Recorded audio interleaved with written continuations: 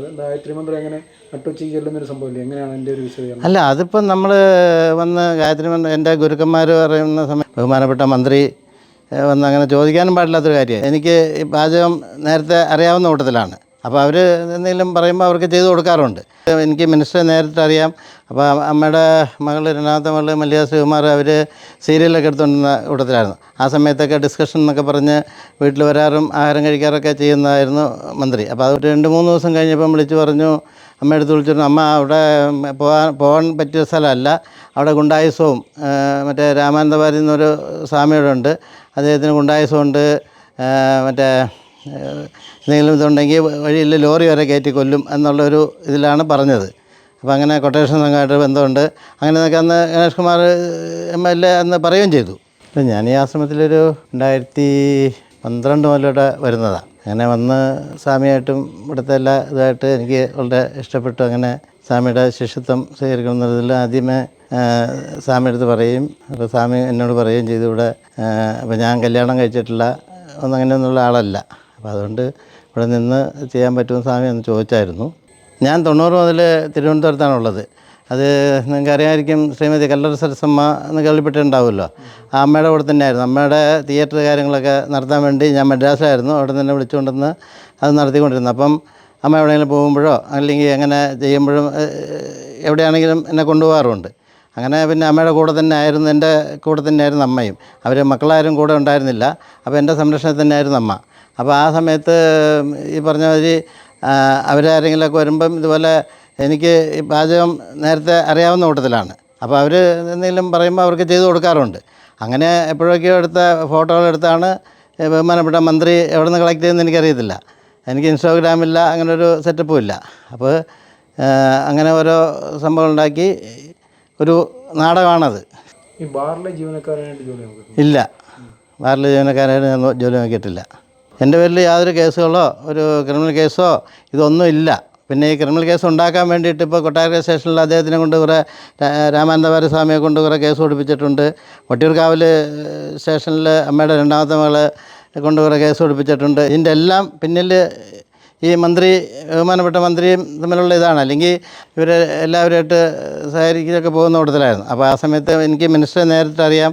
അപ്പോൾ അമ്മയുടെ മകൾ, രണ്ടാമത്തെ മകൾ മല്ലിക ശ്രീകുമാർ, അവർ സീരിയലൊക്കെ എടുത്തുകൊണ്ടിരുന്ന കൂട്ടത്തിലായിരുന്നു. ആ സമയത്തൊക്കെ ഡിസ്കഷൻ എന്നൊക്കെ പറഞ്ഞ് വീട്ടിൽ വരാറും ആഹാരം കഴിക്കാറൊക്കെ ചെയ്യുന്നതായിരുന്നു മന്ത്രി. അപ്പോൾ അതുകൊണ്ട് എനിക്ക് പേഴ്സണലായിട്ട് നന്നായിട്ട് അറിയാവുന്ന ഒരാളാണ്. അതുപോലെ അമ്മ ഇവിടെ എന്നെ ആദ്യമായിട്ട് കൊണ്ടുവരുന്ന സമയത്ത് ഇദ്ദേഹം ഇവിടുത്തെ പരിസ്ഥിതി എല്ലാം മോശമായ രീതിയിലായിരുന്നു എന്നുള്ളതൊക്കെ അവതരിപ്പിച്ച് പറയുകയും, അപ്പോൾ അമ്മ പറഞ്ഞു, എൻ്റെ ഒരു മോനെ പോലെയാണ് ഇവിടുത്തെ MLA. അപ്പോൾ ഞാനത് പറയാമെന്നും പറഞ്ഞുകൊണ്ട് ഈ സ്വാമിയെ വിളിച്ചുകൊണ്ട് പോയി പത്തനാപുരത്ത് പോയി ഈ MLA, അന്ന് MLA ആയിരുന്നു എനിക്ക് തോന്നുന്നു, ഗണേഷ് കുമാർ സാറിനെ കാണുകയും അപ്പോൾ ഇവിടുത്തെ കാര്യങ്ങളൊക്കെ പറയുകയൊക്കെ ചെയ്തു. അങ്ങനെ പറഞ്ഞുകൊണ്ടിരുന്ന് ഇതുപോലെ കാര്യം പറഞ്ഞപ്പോൾ അമ്മയുടെ അടുത്ത് ഒരു, മക്കളെ നിനക്ക് നീ ഒരു MLA അല്ലേ ഇവിടുത്തെ, അപ്പോൾ ഇവിടുത്തെ കാര്യങ്ങളൊക്കെ ഒന്ന് നേരെയൊക്കെ ആക്കി ഇതെങ്ങനെ അന്യായപ്പെട്ട് പോകുന്ന രീതിയിൽ കിടക്കുകയാണല്ലോ, അന്ന് നേരെ കൊടുക്കാൻ മേലെന്നൊക്കെ ചോദിച്ചു. അപ്പോൾ അങ്ങനെ പറഞ്ഞു കഴിഞ്ഞപ്പം അമ്മ പറഞ്ഞ് ഞാനും കൂടെ സഹായിക്കാമെന്നൊക്കെ പറയുകയൊക്കെ ചെയ്തായിരുന്നു. അപ്പോൾ അത് കഴിഞ്ഞ് ഞാൻ അന്വേഷിച്ചിട്ട് പറയാമെന്ന് പറഞ്ഞ് ഒരു 2-3 ദിവസം കഴിഞ്ഞപ്പം വിളിച്ച് പറഞ്ഞു, അമ്മയെടുത്ത് വിളിച്ചിരുന്നു, അമ്മ അവിടെ പോകാൻ പറ്റിയ സ്ഥലമല്ല, അവിടെ ഗുണ്ടായുസവും മറ്റേ രാമാനന്ദവാരി എന്നൊരു സ്വാമിയുടെ ഉണ്ട്, അദ്ദേഹത്തിന് ഗുണ്ടായുസമുണ്ട്, മറ്റേ എന്തെങ്കിലും ഇതുണ്ടെങ്കിൽ വഴിയിൽ ലോറി വരെ കയറ്റി കൊല്ലും എന്നുള്ളൊരു ഇതിലാണ് പറഞ്ഞത്. അപ്പോൾ അങ്ങനെ കൊട്ടേഷൻ സംഘമായിട്ട് ബന്ധമുണ്ട്. അങ്ങനെയൊക്കെ അന്ന് ഗണേഷ് കുമാർ MLA അന്ന് പറയുകയും ചെയ്തു. അപ്പം അത് എന്നിട്ടും അമ്മ ഇവിടെ വന്ന് വേണ്ട സഹായങ്ങളും ഞാൻ എന്നെ പറഞ്ഞയച്ച് ഞാൻ ഇടയ്ക്കിടയ്ക്ക് വരാറുണ്ട്. ഞാൻ സ്ഥിരം ഇവിടെ ഇടയ്ക്കിടയ്ക്കെന്നല്ല മിക്കവാറും വന്ന് സ്വാമിയായിട്ട് കാണാറും ബന്ധപ്പെടാറൊക്കെ ഉള്ള കൂട്ടത്തിലുമാണ്. അങ്ങനെയാണ് ഇങ്ങനൊരു സംഭവം ഉണ്ടായത്. ഞാൻ വിവാഹിതനല്ല. എനിക്ക് പണ്ട് മുതലേ ഒരു സന്യാസ ജീവിതത്തിനോട് കൂടുതൽ ഇതുള്ള കൂട്ടത്തിലായിരുന്നു. അതെ, അമ്മ വഴിയാണ് ഇവിടെ വന്നത്. ആ വിധത്തിൽ പിന്നെ ഞാൻ ഇവിടെ കൂടുതൽ സഹകരിക്കുകയും അങ്ങനെ ഇടയ്ക്കിടയ്ക്ക് വരികയും ചെയ്തുകൊണ്ടിരുന്നു. അങ്ങനെ അദ്ദേഹം മദ്രദീക്ഷ ആദ്യം തന്നു. അതിനുശേഷം ഇപ്പം ഒരു 3 മാസം മുമ്പ് സന്യാസ ദീക്ഷയും തന്നു. അത് സ്വീകരിച്ച് ഇങ്ങനെ എന്നിട്ടിപ്പോൾ 2-3 മാസം ആവാറായി. എൻ്റെ പൂർവാശ്ര നിയമം അനിൽകുമാർ എന്നായിരുന്നേ. അപ്പോൾ അതിനുശേഷം ദീക്ഷ വാങ്ങിച്ചപ്പം പേര് മാറ്റി അമൃതാനന്ദഭാരതി എന്നാക്കി. അതിനെക്കുറിച്ച് അധിക്ഷേപിക്കുകയും സന്യാസി സമൂഹത്തെ മൊത്തമായി ആക്ഷേപിക്കുന്ന രീതിയിൽ ഈ നട്ടുച്ചയ്ക്ക് ആ നടു റോഡിൽ ഗായത്രി മന്ത്രം ചൊല്ലാൻ പറഞ്ഞു. ഞാൻ പറഞ്ഞു അതിവിടെ ചൊല്ലേണ്ട ഒരു സ്ഥലമല്ല, സന്ദർഭമല്ല ഇത്, അതുകൊണ്ട് ഞാൻ ചൊല്ലില്ല എന്ന് പറഞ്ഞു.